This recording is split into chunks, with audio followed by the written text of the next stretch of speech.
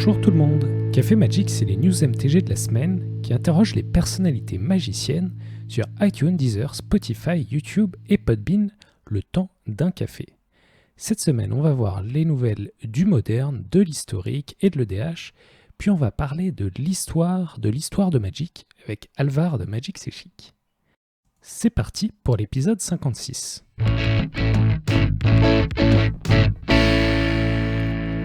On commence par l'historique qui a vu un ban arriver un petit peu d'urgence. C'est l'oracle de Tassa, le merfolk qui permettait de gagner la partie lorsqu'on n'avait plus de cartes dans sa bibliothèque, parce qu'avec le pacte soulier, ça faisait une combo qui était tout simplement trop présente dans la méta, malgré le fait qu'il fallait avoir tout son deck en singleton. Donc c'est ban, et on passe à la suite. Historique Anthologie 5 va encore changer ce format qui est décidément en changement permanent. Donc on a vu toutes ces cartes qui ont été révélées cette fois-ci, je pense que ça vaudra plus le coup que d'habitude de l'acheter, mais j'irai voir d'abord quand même ceux qu'en pensent Val et Pell sur leurs vidéos. On a notamment le cycle des prétors. Ça, je pense que c'est pour le fun, c'est des grosses créatures bien flashy. Mais on a aussi le cycle de commandement de Dragon de Tarkir. C'est les commandements des couleurs alliées. On a notamment la carte staple de Moderne, le commandement de Colagan, qui permet de détruire des artefacts, d'infliger de blessures, de discarder des cartes pour un noir et un rouge. Ça, j'adore. Et les autres, on verra si c'est jouable aussi, au Juta et commande, etc. On a aussi des cartes fun, par exemple Source de Sani, qui va peut-être faire venir un nouveau deck artefact, ou alors Scrish du Caveau, un deck artefact mais agressif. On a aussi quelques cartes de side assez sympas, par exemple la Relique de Progenitus et l'ancienne Rancœur, qui sont tout simplement des cartes très très efficaces pour le sideboard, qui sont très utilisées en moderne. Je suis très impatient, comme je le dis d'habitude, de voir ce que ça donne, mais je suis de plus en plus enthousiaste à l'idée de jouer l'historique. Maintenant, des nouvelles de l'EDH, parce que Gavin Verhey de Wizard of the Coast, dans ses vidéos Good Morning Magic, a parlé de comment seraient les prochains decks préconstruits de l'EDH en 2021 à 2022. On aura 4 decks EDH pour l'édition, le set de standard Donjons et Dragons Aventure dans les Terres oubliées, et puis 2 decks préconstruits d'EDH pour le premier Innistrad et 2 autres pour le deuxième set d'Innistrad. Donc en fait, on aura vraiment cette année, cette fin d'année, plein de decks préconstruits d'EDH. Apparemment, ça remplace les decks de Planeswalker qui étaient des produits édités pour les débutants. Mais ils se sont rendus compte avec leur étude de marché que de plus en plus des gens apprenaient Magic grâce à l'EDH. Ça a beau être un format très compliqué, un petit peu intense pour commencer, mais c'est ce que jouent leurs potes, c'est ce que veulent les gens peut-être, donc ils se lancent à fond là-dedans. Il a aussi précisé que ce serait fini les cartes comme Cachet d'ésotérisme, le Mana Rock pour 2 qu'ils ont édité dans des decks préconstruits, que finalement maintenant on est tous obligés de le jouer dans tous les decks parce que c'est vraiment ce qu'il y a de mieux, tout comme la tour de commandement. Bon, ça présage du bon en tout cas pour les joueurs de commandeur pour cette année. J'espère que vous en profiterez et ça a le mérite de changer pour pouvoir faire quelque chose de plus en plus sympa. Maintenant on va parler de moderne parce que c'est le début des spoilers du set bonus Moderne Horizon 2. On a eu des cartes assez incroyables, tant dans leurs illustrations que dans leurs effets. On a par exemple un Daken Blackblade, qui était une créature légendaire dans Legends, donc une très très vieille carte, qui revient sous forme de Planeswalker Oku Esper, blanc, bleu, noir, toujours illustré dans sa version normale par Richard Kane Ferguson, c'est vraiment magnifique. On a aussi par exemple un petit Merfolk qui s'appelle Rishadan Dockhand, qui fait l'effet du port Rishadan, aussi un Flame Tongue Yearling qui est en fait un Cavu Langfeu qui est plus petit mais qui peut être plus gros avec l'effet multi-kicker, un reprint de Coffre de la Coterie en EDH, et la carte la plus plébiscitée je pense pour les decks compétitifs de Moderne, c'est Griff, Grief, c'est une créature 3-2 pour 2 noirs. Quand elle arrive en jeu, ça fait un effet discard, une saisie dépensée sans les 2 blessures. Et on peut l'évoquer, c'est-à-dire la jouer pour moins cher, mais on va devoir la sacrifier après, juste en exilant une carte noire de sa main. Je pense que ça va être très joué dans les decks combos et peut-être dans des decks un petit peu plus fer qui veulent cheater un petit peu son effet. Impatient de voir la suite, en tout cas, Modern Horizon 2, ça a l'air d'être le feu. j'ai avec moi un papa du YouTube game magicien francophone. Avec son équipe, il décrypte et vulgarise de manière fort élégante le lore de Magic sur YouTube et en podcast. J'ai nommé Alvar de chez Magic C'est Chic. Comment ça va, Alvar? Salut tout le monde, salut Antoine. Bah écoute, c'est un réel plaisir d'être enfin dans ton émission que je suis depuis un petit temps maintenant. Bah, ça fait plaisir. Merci pour tes encouragements et merci d'être là. Je suis très enthousiaste d'avoir cette discussion avec toi parce qu'on va parler d'histoire de Magic et qui de mieux qu'un véritable Vortos comme toi. Ce qui est très intéressant dans l'histoire à Magic, c'est que elle peut être donnée de manière pas séquentielle finalement, on la voit dans les cartes et dans d'autres supports. Mais ça n'a pas toujours été donné de la même manière.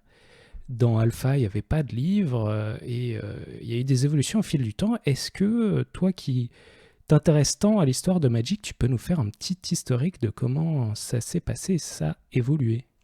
Avec plaisir, c'est un sujet qui me touche particulièrement. Ce que je te propose, c'est qu'on fasse une petite chronologie, on va dire, des différents moyens par lesquels le lore a été transmis auprès des fans de Magic. Super. Et en même temps, en fait, du coup, on va établir vraiment l'histoire du lore dans Magic par la même occasion, à travers ces différents formats. Ça commence, donc comme tu l'as plus ou moins dit, après Alpha Beta, on a eu Arabian Nights, et derrière, Wizards a commencé à se rendre compte qu'il fallait vraiment raconter une histoire derrière le jeu pour attirer, on va dire, tous les geeks du monde entier, si possible.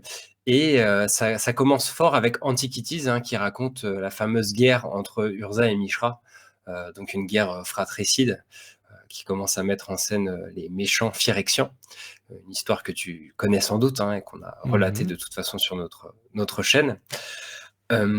Et là, ça commence fort avec, enfin pour moi, une des meilleures histoires de Magic, hein, tout simplement, qu'on retrouve encore à présent, pas plus tard que dans Modern Horizon 2, hein, il y a une saga qui y fait référence,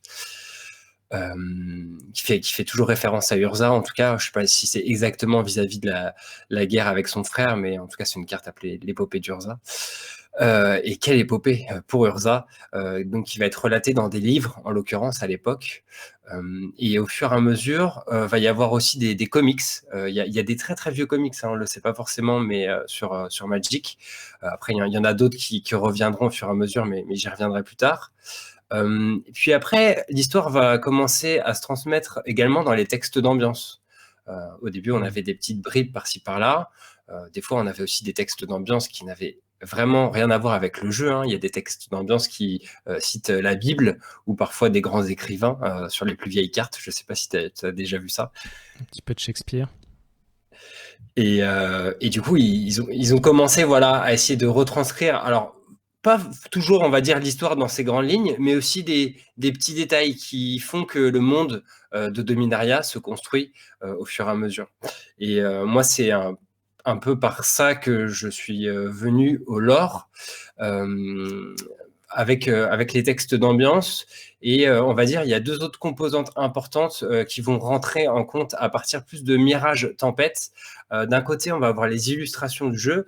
Alors vous me direz, les illustrations du jeu, elles ont toujours un peu mis en scène l'histoire. Mhm. Eh bien, pas forcément. Au début du jeu, on voyait des légendes, certes, qui étaient reliées à la storyline, mais on voyait pas vraiment de scènes importantes de l'histoire Mhm. retranscrites en images sur des cartes. Ça arrive vraiment à partir de l'histoire de Teferi dans Mirage, et surtout avec l'histoire de Gérard et de l'Aquilon dans le bloc Tempête, quand ils se rendent sur Rage, notamment dans la forteresse de Walrage. Voilà, on arrive à voir vraiment toute l'histoire de Tempête chronologiquement dans certaines cartes, quand ils sont sur l'Aquilon, qui rencontrent le prédateur, c'est qu'un autre vaisseau ennemi, donc après ils se retrouvent dans la forteresse, ils se retrouvent prisonniers, enfin bref, voilà. Tout ça, on arrive vraiment à le voir sur les cartes, et c'est un peu la première fois que c'est. Oui, pour moi, c'est vraiment des bons souvenirs dans Tempête. C'est au tout début où je voyais des cartes et Gérard, pour moi, c'était très important. Je pense à la carte Impact Soudain, par exemple, c'est une carte rouge où tu vois sur l'illustration Gérard qui de peu tombe à cause d'un impact soudain qui est en fait les dommages qui sont faits par la carte dans le texte. Tout à fait. Ça lie vraiment l'histoire au jeu Magic, quoi. Ah, ça, c'est la fameuse attaque ouais, du prédateur sur l'Aquilon. Et ce qui est bien, c'est qu'ils vont même plus loin, c'est qu'il y a différents points de vue. On peut voir aussi sur la carte pacifisme de l'époque, Hmm. Karn, qui reste totalement immobile pendant l'attaque parce il a fait vœu de pacifisme, justement. Donc, d'un côté, j'ai parlé des illustrations, j'ai dit qu'il y avait autre chose qui arrivait à l'époque. Ça, j'ai un peu plus de mal à le situer parce que j'ai pas vraiment retrouvé l'info et ça va faire appel à mes propres souvenirs de joueurs de Magic. Moi qui ai commencé très jeune, en fait, à peu près à cette époque-là. J'avais acheté un petit paquet Tempête Hmm. avec 3 rares dedans. Et Le Tournament Deck, ouais, 75 cartes random, 3 rares et un petit fascicule. voilà, c'est ça, exactement. Il y avait un fascicule. Et ça, mine de rien, c'est assez important parce que moi, me suis imprégné vraiment de l'histoire à la fois de ce set-là, mais de Magic aussi, hein, de façon plus générale, grâce à ce petit livret qui s'attardait vachement hein, sur l'histoire Hmm. derrière les cartes de tempête. Et pour le coup, je me souviens que ça m'avait beaucoup marqué quoi, d'apprendre comme ça l'existence de ce vaisseau qui était l'Aquilon, qui avait son petit équipage avec des figures très différentes les unes des autres, avec chacun un background assez riche, même s'il y en a qui sont que très peu développés par la suite. Franchement, les personnages de l'Aquilon, ils sont trop cool. Et, enfin, voilà, ça m'a vachement imprégné. J'étais très jeune à l'époque et je me souviens, je m'endormais et j'imaginais l'Aquilon qui voguait sur d'autres plans et tout. Et après, j'arrivais enfin à sombrer dans le sommeil. Versé par Magic. Exactement. Enfin, bercé par l'imaginaire, plus exactement, derrière Magic. Pour le coup, Hmm. je réfléchissais pas trop mécanique et tout, même si je m'y intéressais aussi. Donc voilà, souvent il va y avoir des petits fascicules comme ça qui vont déployer l'univers, hein, même pour Portal 2 auquel j'avais pas mal joué à l'époque en tant que débutant. Il y a un monde derrière Portal 2 qui est totalement inconnu et qui sera jamais repris hein, de nos jours, mais voilà, moi je sais que ça m'avait vachement porté, même s'il n'est pas très important dans l'histoire. C'est des petits détails qui font un peu la différence, on va dire ça comme ça. Hmm. Après ça, il y a eu le bloc Urza, Mercadia, et après on va avoir le bloc Invasion, qui est vraiment le point culminant de tout l'arc narratif d'Urza et des Phyrexians. Hmm. Après ça, l'histoire reste à peu près cool, naviguant entre, donc, on va dire, différents livres et comics, mais commence à se perdre un peu. On reste sur Dominaria, puis après on va passer sur d'autres plans, comme Mirodin. Alors Mirodin, il y a encore un petit lien avec ce qu'on a connu précédemment, parce que bah, c'est un plan qui est créé par Karn, mais après on va passer sur Kamigawa. Bon, pareil, il y a encore quelques petits liens avec Umezawa, mais on passe ensuite aussi sur Lorwyn et on a des histoires quand même assez indépendantes les unes des autres. Et j'ai l'impression que l'histoire de Magic accroche un peu moins pendant toute cette période. C'est d'ailleurs la période où moi j'ai fait une grosse pause. J'aurais pu citer Ravnica aussi, hein, d'ailleurs, à l'époque. Mais Ravnica, on sentait qu'il y avait quand même une grosse richesse et un gros potentiel derrière. Mais voilà, c'est un plan pour un bloc et après, on ne retourne pas dessus. Donc, je crois que Wizards a une idée très simple et efficace à l'époque qui est de mettre en avant des figures récurrentes. Et qu'est-ce qui est récurrent dans la storyline de Magic? Qu'est-ce qui peut voyager à travers les plans? Les Planeswalkers. Les Planeswalkers, tout à fait. Aussi les vaisseaux volants, mais bon, on va Mhm. pas faire d'un vaisseau volant une figure de pro de son jeu. Donc, on a effectivement l'insertion des Planeswalkers à la fois en termes de design, mais aussi dans le lore. Avec Lorwyn, on a Jace, Liliana, Chandra qui débarquent. Mais surtout, on va avoir derrière, avec le bloc Alara, une vraie histoire avec un gros méchant derrière qui va être Nicole Bolas. Mhm. Et notamment Ajani qui essaye de le combattre pardon, pendant tout ce bloc-là, côté de figures comme Elspeth, tout ça, on voit que plus ça avance, plus il y a des Planeswalkers qui arrivent. Maintenant, quand on les compte, c'est vrai qu'il y en a un nombre assez faramineux, mais à l'époque, ils sont en train de bâtir quelque chose de très solide qui va courir pendant très longtemps avec des ponts très cohérents entre les différentes histoires. Genre, quand on va revenir sur Mirodin pour retrouver Karn, ça va être avec des figures qu'on aura suivies entre-temps, comme Elspeth ou Tezzeret. Donc, il reste quand même un petit lien avec Bolas à chaque fois. Enfin, Mhm. pareil, les Eldrazi, a priori, ce serait Bolas qui les avait libérés. Enfin, voilà, ils arrivent à construire vraiment un univers qui est ultra cohérent. Et je pense qu'à ce jour, c'est la meilleure période en termes de lore pour Magic. J'en profite pour te poser cette question. Le lore était de qualité, mais quel était le vecteur de ce lore à cette époque? Comment est-ce qu'on obtenait l'histoire? Alors justement, ouais, j'allais faire le rattachement avec cette question, c'est que on a toujours des livres, mais on va arriver à une variété de supports qui est bien plus proéminente. Va y avoir toujours un peu des comics par-ci par-là, mais ils n'arrivent jamais vraiment à lancer les comics. Il faut dire qu'ils sont pas d'une très très grande qualité. Il Hmm. y en a eu un notamment à l'époque de Theros aussi qui avait essayé d'être relancé avec la figure de Doug Faden, mais qui aura vraiment pas duré longtemps. Mais on a aussi l'apparition d'e-books, hein, des livres vraiment destinés au format web, Hmm. et des articles sur le site de Wizards sous forme de nouvelles un peu plus courtes, parfois qui se suivent ou pas. Des fois, il y a des nouvelles un peu plus, on va dire, en mode one-shot, histoire de retranscrire l'ambiance d'un plan. Et il y a des nouvelles qui vont suivre avec vraiment, bah, par exemple, la constitution des Sentinelles face à la menace Eldrazi, puis après face à Nicol Bolas. À côté de ça, on a aussi des jolis trailers qui vont mettre en scène vraiment l'univers du jeu. En plus, au fur et à mesure, va même y avoir des jeux vidéo. Donc souvent, ça va être des trailers des jeux vidéo aussi hein, Mhm. qui vont se rattacher à ça. Mais ils font quand même des trailers pour chaque extension qui sont en gros des animations de cartes déjà existantes qu'ils ont réussi à mettre dans des vidéos, voilà, dans des courts extraits de, je sais pas, quelques secondes. Mais voilà, ça participe à faire vivre vraiment l'univers Magic sur d'autres dimensions. Et je crois que ça a ramené pas mal de monde, hein, mine de rien. Oui.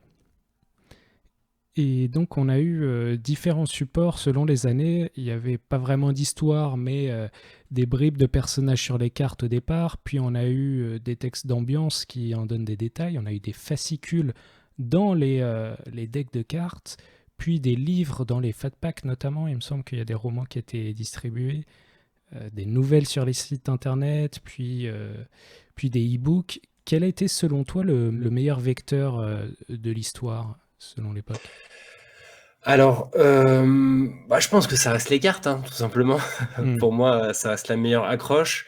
Mais j'ai particulièrement aimé les nouvelles que j'avais lues de façon très assidue à l'époque, on va dire, de l'arc narratif des Sentinelles, quoi. Je trouve Hmm. que celle de Zendikar était assez cool, celle d'Innistrad aussi, enfin Innistrad 2. Euh, c'est vraiment à ce moment-là que Magic a commencé à prendre de plus en plus de place dans ma vie et derrière que on a eu envie de créer la chaîne avec Tony pour raconter notamment un des buts de la chaîne, c'était non seulement de faire une chaîne YouTube sur Magic parce qu'il y avait quasiment rien à l'époque, mais c'était Mhm. aussi de raconter l'histoire parce que il y a un paradoxe quand même derrière ça. Certes, j'ai beaucoup aimé l'histoire à ce moment-là, mais l'histoire de Magic, c'est un gros bordel, dans tous les sens du terme. À la D'accord. fois, c'est un univers qui est d'une richesse vraiment infinie, mais qui a été, comme on l'a bien dit jusqu'ici, raconté à travers tellement de canaux différents, d'époques différents, dans des styles différents, même si ça restait relativement cohérent jusqu'à cet arc des Sentinelles, c'était quand même un sacré bordel pour s'y retrouver, et c'est pour ça qu'on a eu l'idée d'exister, en fait, tout simplement. D'accord. Et en conclusion, tu trouves que le le futur de l'histoire à Magic, est-ce qu'il est beau? Est-ce que Wizard fait un bon job et que tu as confiance? Ou comment tu vois l'avenir? Alors, là, ça peut être potentiellement une grosse conclusion, donc j'espère qu'il te reste encore un peu de café. Je m'accroche. Mais déjà, il y a l'arc narratif des Sentinelles slash Bolas qui s'est terminé avec la guerre des Planeswalkers. Mhm. Euh, Ça a été un peu une déception, je crois, pour pas mal de monde. À la fois, il y a une grosse hype. Ils ont très bien construit la hype à ce moment-là. Et ils ont dit, après une pause quand même assez conséquente dans, dans le format livre pour raconter l'histoire, ils étaient vraiment passés exclusivement sur les nouvelles sur leur site internet. Ils ont dit, là, on va refaire un livre avec Greg Weisman, machin. Euh, donc, on s'attendait un peu à du lourd. Il y a eu un gros manque de cohérence, on va dire, par rapport à ce qui avait été fait avant euh, dans ce livre-là. C'est Mhm. un peu le bordel. Il y a tellement de points de vue, ils ont essayé de mettre tellement de personnages. Bon, c'était un peu l'idée hein, de faire comme ça un meeting de tous les Planeswalkers face à Bolas, mais pour raconter une histoire, c'est quand même pas forcément idéal. Euh, et du coup, c'est vrai que le livre est fragmenté d'énormément de points de vue et je pense que c'est une des grosses faiblesses. Après, il y a des trucs cool, hein, mais bon, il y a quelques petites facilités. La mort de Gideon, moi, enfin pour le coup, c'était attendu, mais ça m'a fait hautement plaisir aussi, quoi. Et derrière, voilà, il y a eu un deuxième livre de Wiseman qui a été très mal reçu, où il y a eu encore plus d'incohérences avec des choses qui ont été faites avant. Et là, je pense qu'il y a une certaine organisation, on va dire, de Wizards en tant que grosse société dépendante d'Hasbro, avec beaucoup de turnover à l'intérieur, qui a commencé à se ressentir sur le lore, en fait, tout simplement. Là, je trouve qu'il commence à y avoir un vrai manque de cohérence dans certaines lignes narratives, dans certaines trames, qui font que ça peut un peu affaiblir le lore aujourd'hui. Mais il y avait aussi eu une espèce de lassitude des joueurs par rapport aux sentinelles à l'époque, parce qu'on les voyait tout le temps et à toutes les sauces.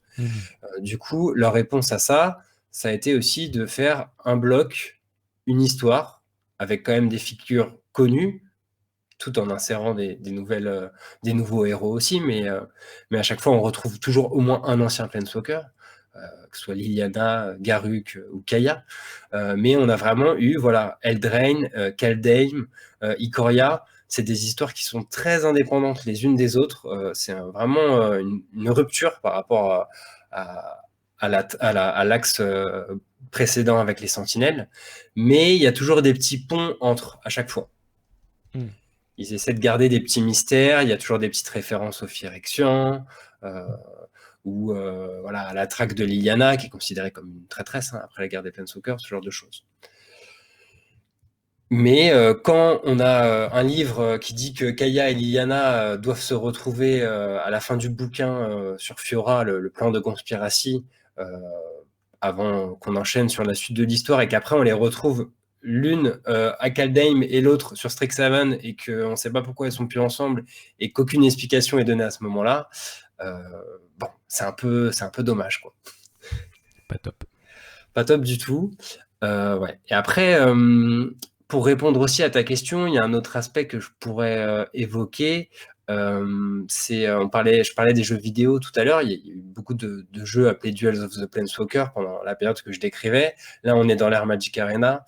Et autant à l'époque de Duel of the Planeswalker, ils essayaient de mettre en place un peu des campagnes où on retrouvait plus ou moins vaguement l'histoire. Là, je trouve qu'Arena sous-exploite vachement cet aspect-là. Alors, ce serait pas forcément exploité d'une façon qui soit étroitement liée aux arcs narratifs principaux, même par rapport à l'ambiance, à la richesse des plans. Je veux dire, il y a tout un monde derrière, et je trouve pas trop qu'Arena mette ça en valeur. Je pense qu'il pourrait aller beaucoup plus loin dans cet esprit-là, pour le coup. D'accord.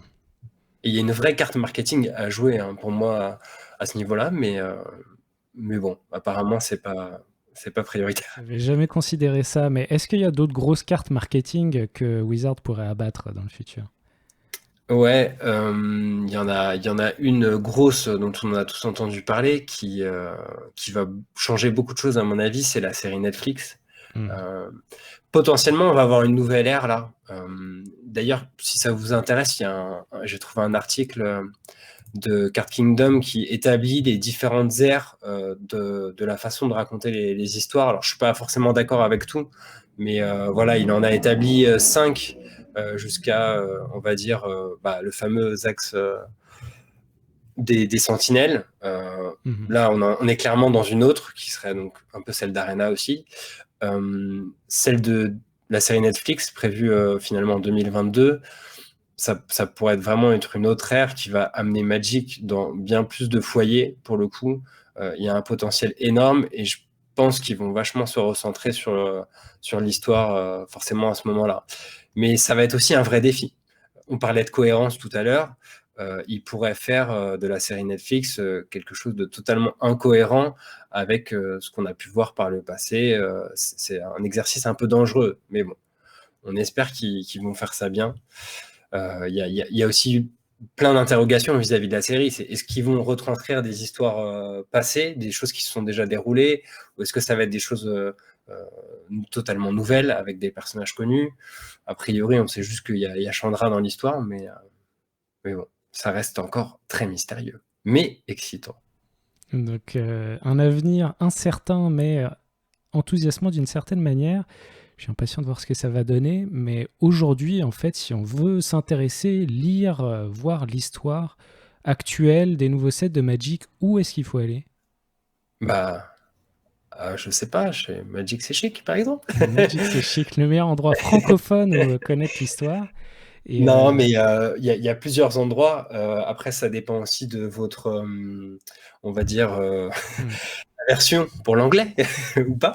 ouais, Il y a beaucoup de contenu qui est exclusivement en anglais. Je ne l'ai pas précisé, mais on aurait pu le dire dès le début, hein, que ce soit dans les premiers livres ou quoi. Il y a énormément de choses qui n'ont pas été traduites. hmm, Pareil, ça n'a pas toujours été cohérent de la part de Wizard. Des fois, ils ont traduit, des fois, ils ont arrêté de traduire. Après, ils ont. Enfin bref.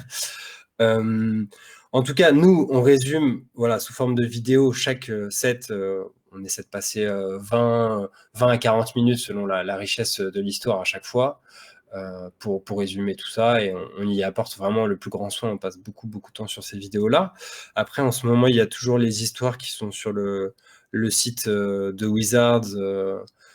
Donc soit en anglais, sinon il y a aussi parfois du français maintenant, mais à la traduction un peu douteuse, selon certains, ah, d'accord. dirons-nous. Sinon, il y a quelque chose dont je voudrais parler, qui est un nouveau comics. Ce que je vous disais tout à l'heure, hein, ils ont toujours ramé pour réussir à faire en sorte que les Mhm. comics Magic marchent en raison de leur qualité. Et là, il y en a un qui s'est lancé. En gros, il y a Ralzarek, Kaya et Vraska qui sont au centre de l'histoire. Donc ça se passe pas mal sur Ravnica, mais aussi un peu sur Zendikar. En gros, il y a une tentative d'assassinat sur eux. On ne sait pas trop qui est derrière tout ça. Jace aussi se la prend, on va dire, dans la gueule et il est à la limite, il est entre la vie et la mort en fait. Donc les D'accord. trois autres que j'ai cités avant enquêtent un peu sur toute cette histoire. Et apparemment, ce comic c'est assez cool pour l'instant. D'accord, donc c'est quelque chose qui sort périodiquement en papier ou moi j'en ai jamais entendu parler. Là, il y a le deuxième qui est sorti aux États-Unis, il me semble. Je sais pas du tout ce que ça donne pour la France à ce niveau-là à l'heure actuelle. J'ai pas eu plus d'infos. J'essaie de guetter un peu, mais si jamais un jour je tombe sur l'info, je la relayerai hein, sur notre Facebook. Mais voilà, D'accord. je n'en sais pas plus à ce stade, malheureusement. Le travail de Vorto, c'est aussi un travail d'enquêteur où il faut chercher à droite à gauche. Mais en tout Oui, cas, tout à fait. si vous voulez un résumé à chaque set, sachez que comme Leland Palmer me fait un cours sur le limité à chaque set, et ben, le reste de la team, Alvar et consorts, font le cours de rattrapage du lore à chaque set sur le YouTube de Magic C'est Chic. C'est génial ça. Et est-ce que tu avais un mot à ajouter? Bah, vu qu'on parle vraiment de ce sujet-là, mon compère Quentin a un regard assez critique. Il adore le lore, il est passionné par le lore de MTG aussi, et il a un regard assez critique sur comment il est déployé en ce moment, Mhm. notamment après les 5 nouvelles qu'on a pu avoir là sur Strixhaven. Euh, on va consacrer une vidéo un peu là-dessus. Vraiment, on va rentrer beaucoup plus dans les détails que de ce que je lui ai dit là. Enfin, c'est surtout Quentin, en l'occurrence, qui l'a imaginé. Voilà, on veut revenir un peu sur pourquoi Wizards raconte l'histoire comme ça en ce moment et qu'est-ce qui va pas trop là-dedans. Qu'est-ce qui va aussi, il y a des choses qui sont bien. Hein, euh, à côté de ça, on s'y perd un peu du coup, parce qu'on revient vraiment dans une phase qui est un peu comme celle que j'avais décrite après le grand axe narratif pardon, d'Urza avec Invasion. Là, on a eu la même chose en fait. Après les Sentinelles et la guerre des Planeswalkers, on est dans d'autres mondes à droite à gauche. C'est Mhm. une phase un peu similaire. Du coup, on a un peu plus de mal à s'y retrouver. Il y a des menaces présentes un peu partout. Avant, c'était les Phyrexians. Après, c'était les Phyrexians, Bolas et les Eldrazi. Là, ça commence à être beaucoup plus de choses encore que ça. Il y a beaucoup de nouveaux Planeswalkers qu'ils ont introduits qui se révèlent en fait être des nouveaux méchants potentiels.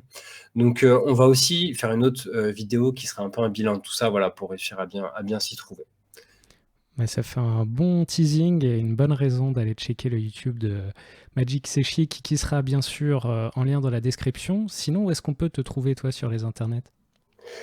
Bah, sur YouTube, hein, Magic c'est chic. Moi, je gère le Facebook. Quentin gère le Twitter et ce sera à peu près tout après. Eh bien d'accord. Merci beaucoup en tout cas pour cet historique de l'histoire de Magic. Merci pour ton analyse. J'ai beaucoup apprécié de discuter avec toi et à bientôt.